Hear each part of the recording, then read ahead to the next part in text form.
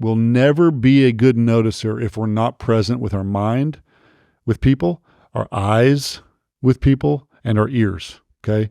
And again, I am saying that if my wife listens to this, she's going to be like, yeah, you should practice what you preach.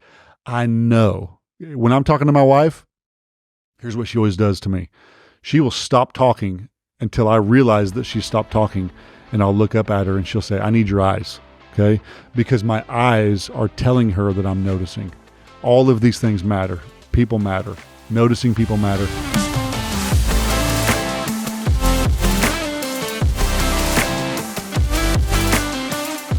Hey, ReLeaders, thanks for joining us for another episode of the ReLeader podcast. We're honored that you're joining us.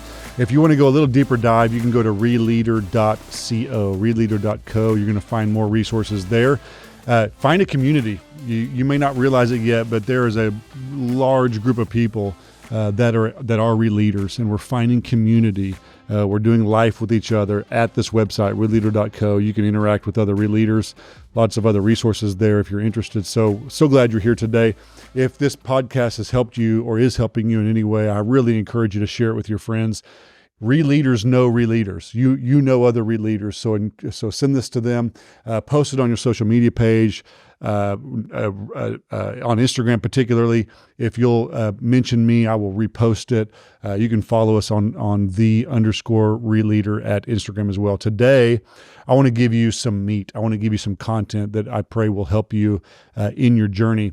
I want to talk about something that separates good leaders from great leaders. All right.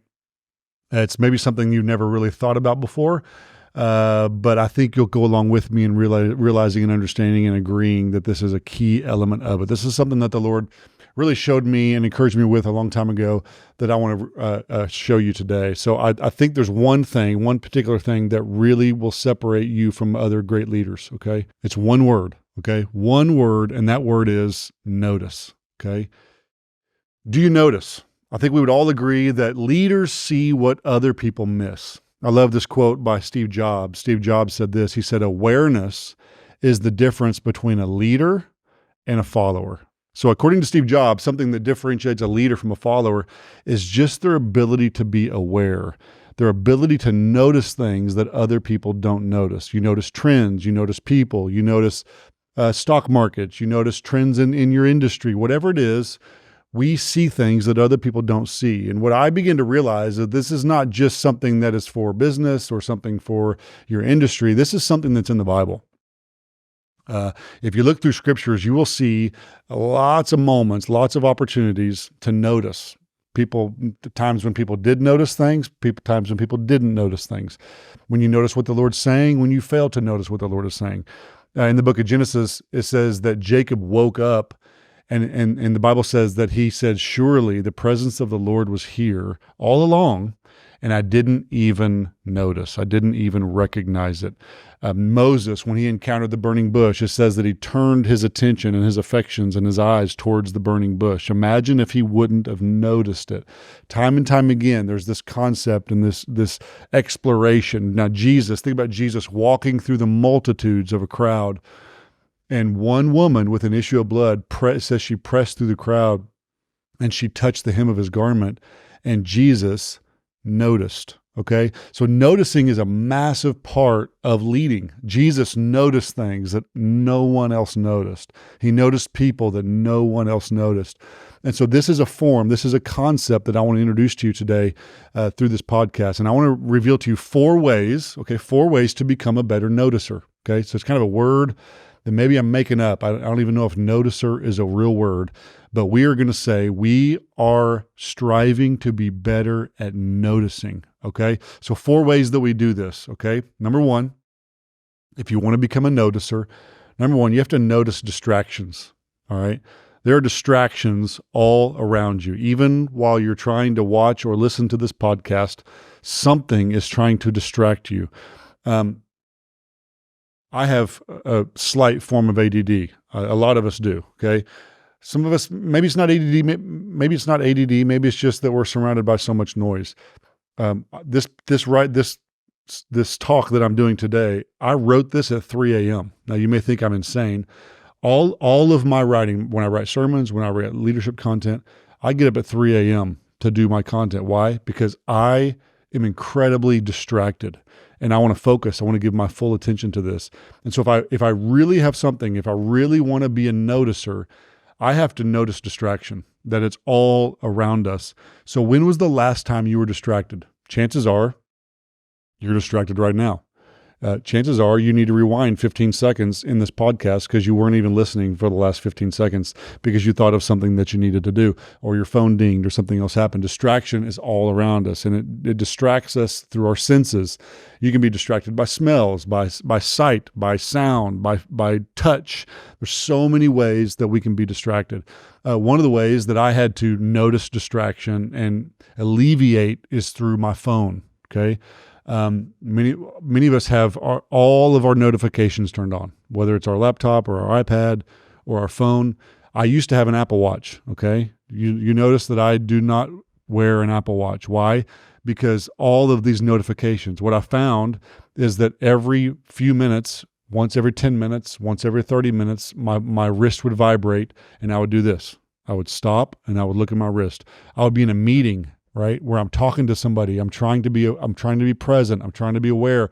And what would happen is my wrist would vibrate and I would look at my watch. And what they thought I was doing was looking at the time. And so they would think I was rushing them. And I said, no, I got a text message. You get my point. Distraction is all around us. And so I want to try to alleviate as much distraction as I possibly can. So on my phone, the only notifications that come through is a text message or a phone call. And even those, you can have, there's all of these new software things with focusing and all these things. Now, if you don't have an iPhone, I'm sorry, you can't be a good leader. I'm kidding, by the way, I'm just joking. We have to eliminate distractions, okay? So what is distracting you? There's this book that I would recommend called Deep Work. The subtitle is Rules for Focused Success in a Distracted World by Cal Newport. It's a fantastic book. I highly recommend it. And it's all about finding deep work, okay? The only thing standing between you and greatness is your ability to go to deep places, okay? The thing standing between you and your greatest ideas, your greatest strategy, your greatest vision for your organization, the greatest sermon you'll ever preach, the only thing standing between you and that is your ability to go deep in your mind, to go deep in your concentration. They do these research through this book. They present some data, and they have found through scientific study, that whenever someone, let's say that I'm writing this talk that I'm giving you right now, okay, and it's 3:30 in the morning, and I am major focused in, I'm locked in, I'm doing a deep work, right? And then I get distracted. Let's say I get a notification on my phone, and I stop and I pause. Not even a big distraction. I'm not saying I even left the seat. I didn't even go down the hall. I didn't do anything. All I did was stop what I'm doing and glance at my phone, pick it up, look at the notification, and put it back down and go right back to work. They have found in their studies that it would take me anywhere between 15 to 20 minutes to get back to the layer of deep work that I was doing when I got distracted. Now think about that. If you are constantly disrupted, constantly distracted, constantly stopping and pausing to go to social media, to look at your phone, to answer a phone call, to answer a text, you are not experiencing deep work. You are not giving your best. You're not giving your organization your best. So we're going to notice distractions. Okay, that's number one. Number two, we're going to notice people. We're going to notice people. What is your greatest asset? Let me ask you that. What is the greatest asset in your organization? Is it your inventory? Is it your profit and loss statement?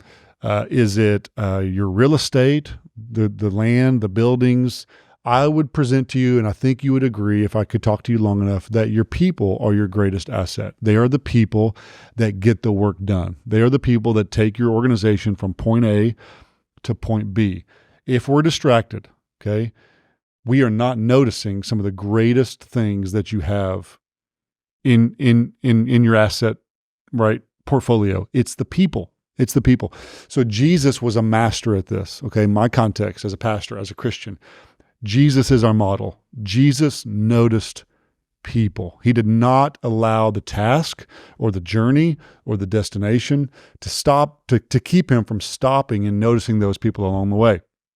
Jesus noticed Zacchaeus up in a tree, stopped, said, I'm coming to your house for lunch. He noticed the woman with the issue of blood. Every single one of his disciples, he stopped, he noticed. His ministry, I want you to think about this, his ministry on earth was a ministry of noticing enough to pause, all right? Keeping the distractions at bay long enough to know and to focus on the things that are the greatest asset. It's the people around us. I saw this talk recently by Simon Sinek, and he was talking about phones. Okay, I don't have my phone, or I would use it as an example. And it was so convicting to me, because here's what I do when I walk into meetings. Okay, even when I'm trying to give you my undivided attention, what I do is I take my phone and I set it down on the table, right where I'm at breakfast, at coffee, in the meeting. If I'm really focused, I'll turn the phone upside down, right? That's like the ultimate sign of respect. He says that it's actually one of the highest forms of disrespect. When I take this thing, right, my primary instrument for distraction is our phones. And when we're trying to have a meaningful conversation, when we're trying to notice people, at least for me, and I would be willing to argue for you, your biggest temptation to not noticing people is this tiny little device we carry around in our hands that is constantly trying to keep us from noticing the people that are right in front of us. Why does that matter?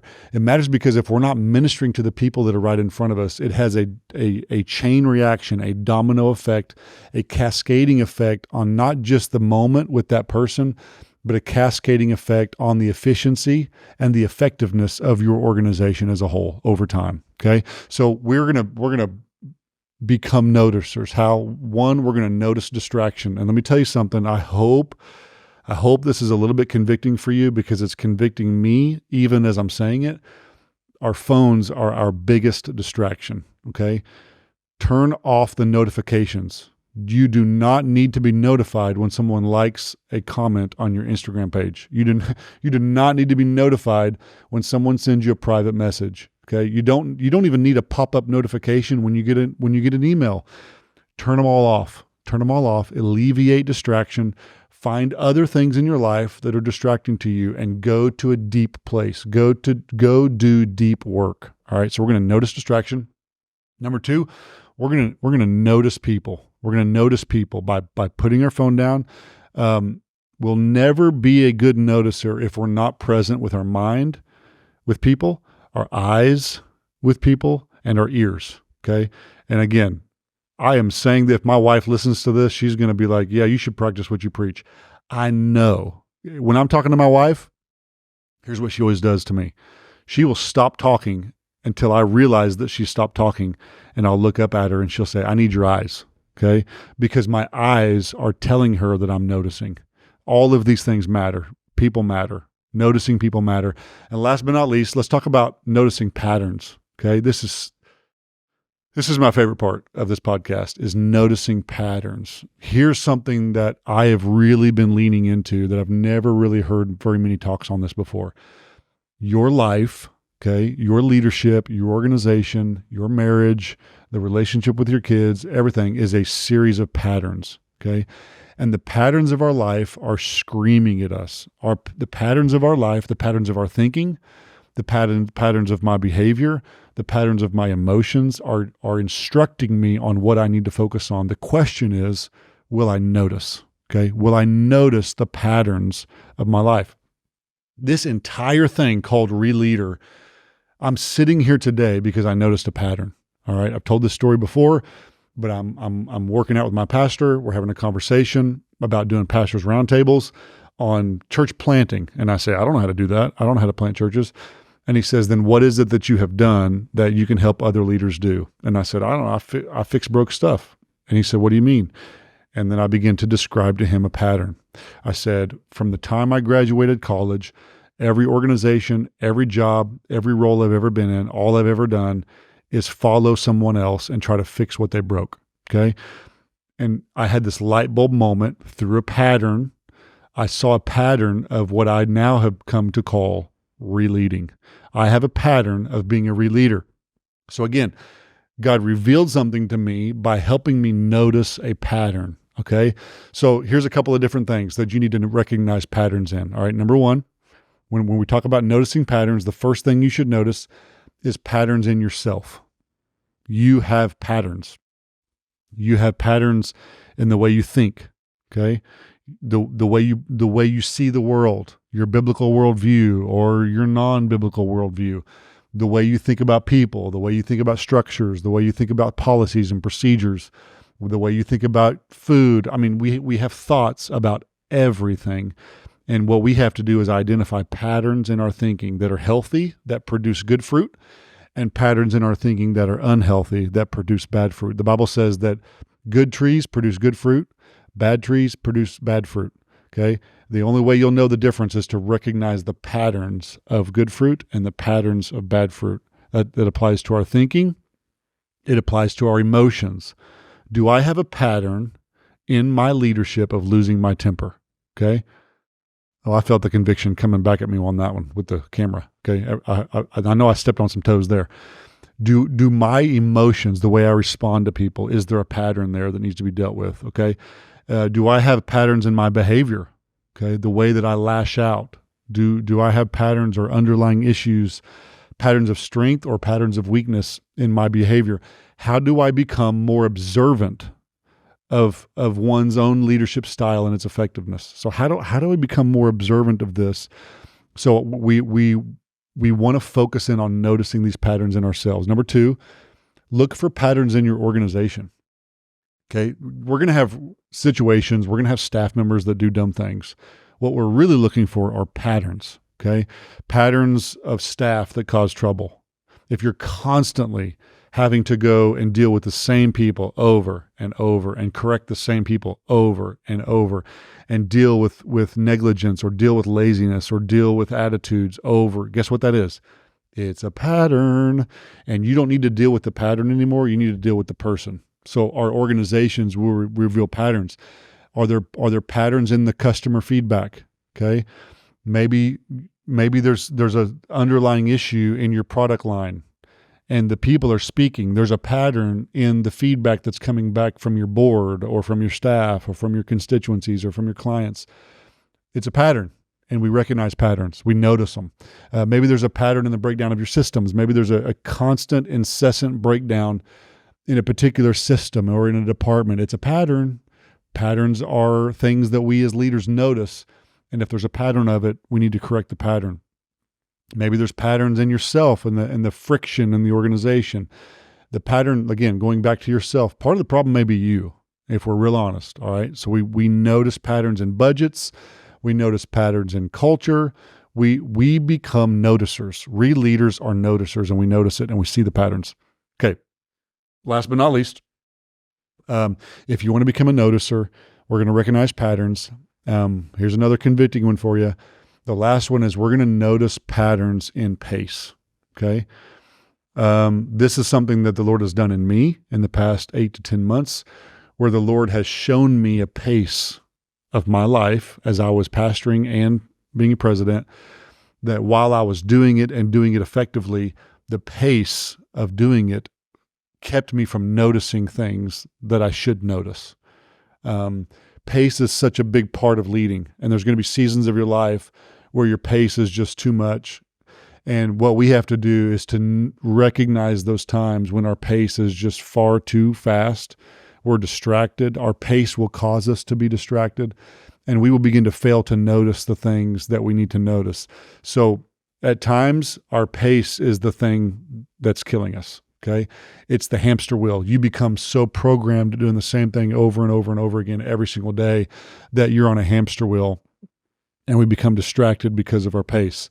So we're going to become noticers of our pace, and we're going to notice that we need to be more mindful than we are at multitasking.